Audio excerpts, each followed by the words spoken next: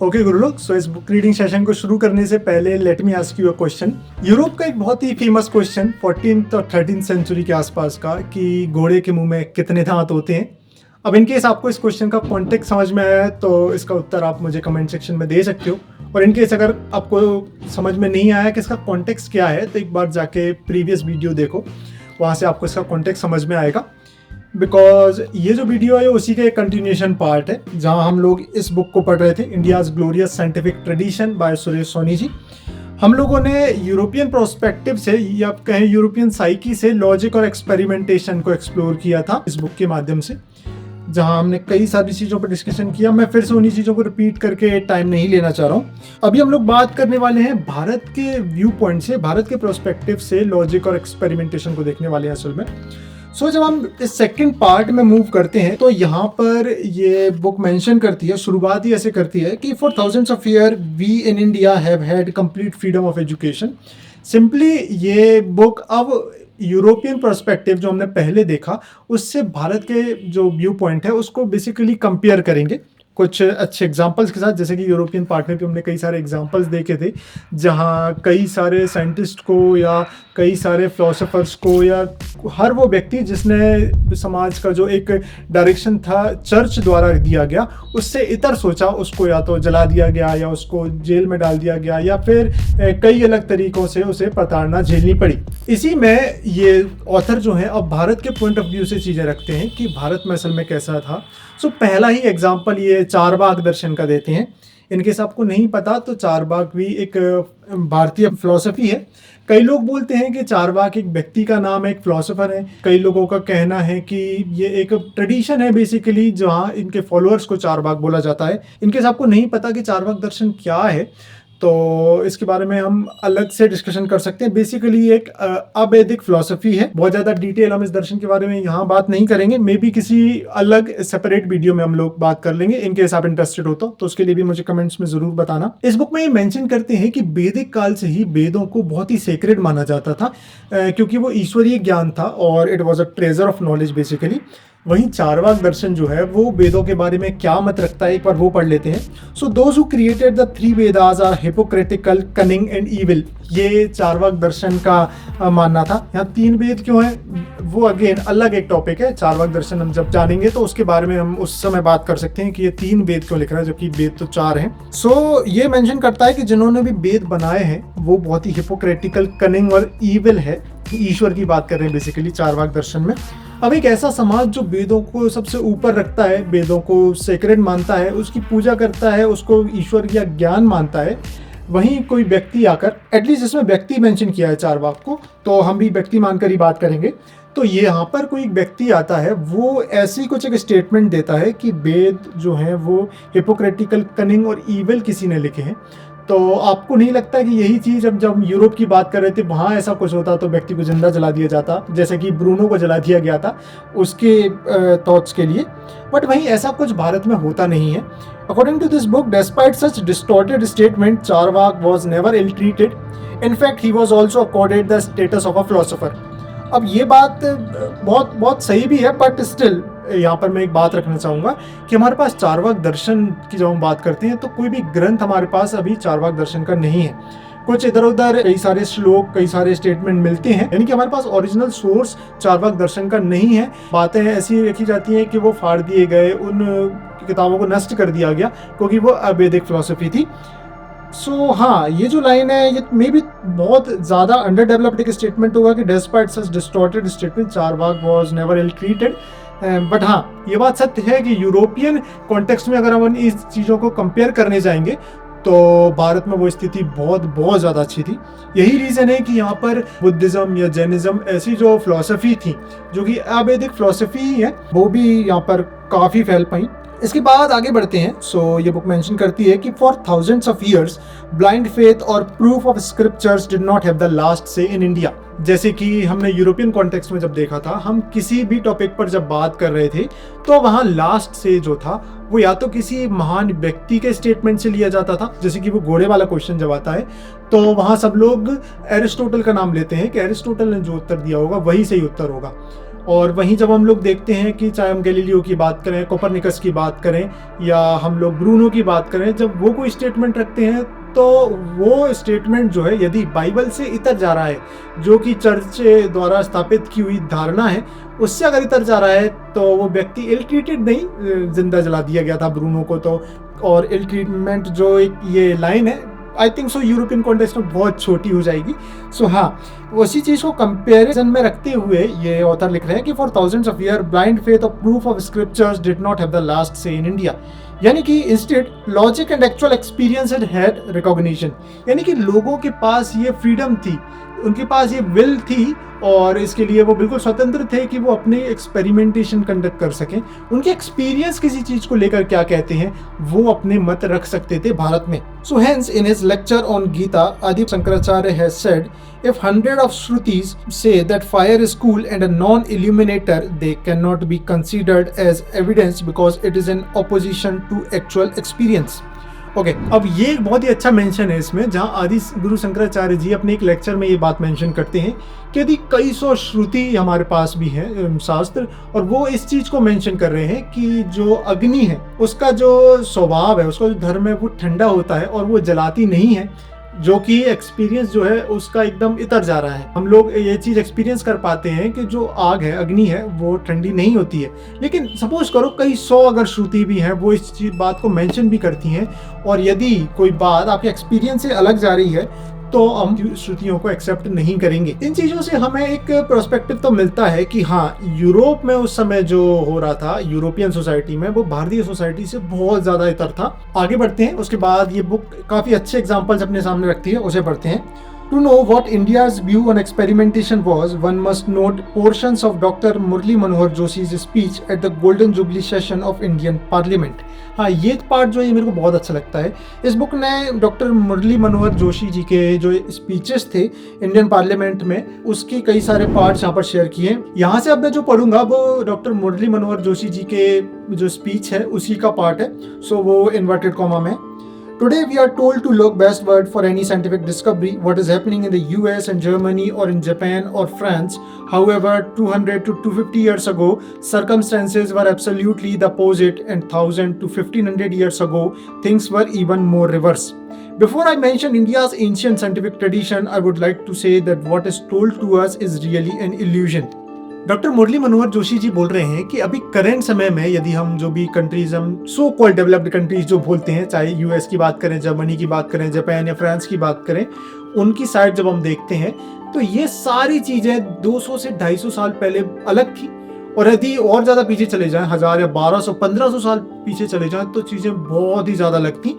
आज जो present context है उसमें बात करना चाह रहे हैं फिर वो, लेकिन वो बोलते हैं कि इससे पहले कि मैं भारत के पर्सपेक्टिव से चीजों को रखूं, इससे पहले मैं बता देना चाहता हूं कि आज का जो करंट सिनेरियो है ये पूरा काइंड ऑफ इल्यूजन है। So we are told that experimental sciences were born in the best. Okay, अब डॉक्टर मुरली मनोहर जोशी जी वो यही चीज को मेंशन करते हैं कि हमें अभी तक बताया गया कि जो भी एक्सपेरिमेंटल साइंसेज है, एक्सपेरिमेंटल साइंस का उदय बेस्ट में हुआ, और भारत में जो कुछ हुआ वो सिर्फ आर्यभट्ट या भास्कराचार्य जी का नाम लेते हैं, जो कि थ्योरेटिशियन थे जिन्होंने कुछ फॉर्मूला लिखे या जीरो दिया या इनफाइनाइट की बात की। लेकिन एक्सपेरिमेंटल साइंस का भारत में कहीं पर भी कुछ बात नहीं हो रही थी। अब आगे मेंशन करते हैं कि all this is nothing but an illusion, ये सब कुछ इल्यूजन है। कैसे? फेमस इंडियन साइंटिस्ट आचार्य पीसी राय सेज, पीसी राय प्रफुल्ल चंद्र राय जी हैं, when the Royal Society, an important institution in the field of science, was established in 1662, philosophical experimentarians like Hobbes, Locke, etc. used to make fun of its founder Boyle, Hooke and Christopher. Okay, Acharya PC Ray ने जो बात कही है उसी को उन्होंने coat किया है डॉक्टर मुरली मनोहर जोशी जी ने, कि जब रॉयल सोसाइटी में, जो कि एक इम्पोर्टेंट इंस्टीट्यूशन है in the field of science, वो जब एस्टेब्लिश हुआ था, उस समय फिलोसफिकल जो एक्सपेरिमेंटेरियन थे जैसे कि होब्स या लूक जो थे, ये सब लोग उनके फाउंडर, जिसमें चार्ल्स बॉयल आता है, हुक आता है, इन सब को हम लोग, चार्ल्स बॉयल हम केमिस्ट्री में पढ़ते हैं और हुक के बारे में हम लोग बायोलॉजी में पढ़ते हैं। उसके बाद क्रिस्टोफर, इन सब का वो मजाक उड़ाया करते थे। क्यों? क्योंकि ये कई घंटों तक फिलोसफिकल डिस्कशन किया करते थे सिर्फ इस बात में कि क्या जो सामने मछली दिख रही है वो मर गई है, जिंदा है, और जिंदा है तो वो क्यों जिंदा है, मर गई है तो वो क्यों मर गई है, और मरी हुई फिश ज्यादा भारी है या फिर जिंदा फिश ज्यादा भारी है। इन चीज़ों को वो एक्सपेरिमेंट करके नहीं पता लगा रहे थे, सामने से देखकर सिर्फ अपने तर्क रखा करते थे, जैसा वो घोड़े वाला सिचुएशन था, सिमिलर काइंड ऑफ। अब इसी चीज़ को काउंटर करने के लिए, ऐसी चीज़ को पैरेलली भारत में दिखाने के लिए आचार्य राय जो हैं वो कुछ एग्जांपल्स देते हैं भारत के पर्सपेक्टिव से। There are 2 books related to Hindu chemistry. 2 किताबों का मेंशन किया गया है। One is Rasendra Chintamani, the second one is Rasa Prakash Sudhakar. अब ये जो 2 केमिस्ट्री की बुक्स मेंशन की हैं, ये 2 केमिस्ट हैं भारतीय, रामचंद्र और यशोधर जी, इन्होंने ये बुक लिखी है जो कि 13th सेंचुरी में लिखी गई थी। In this Ramchandra says whatever I have heard from scholars and read in the shastras but have not proven myself have not been included in this book। बहुत ही इंटरेस्टिंग स्टेटमेंट।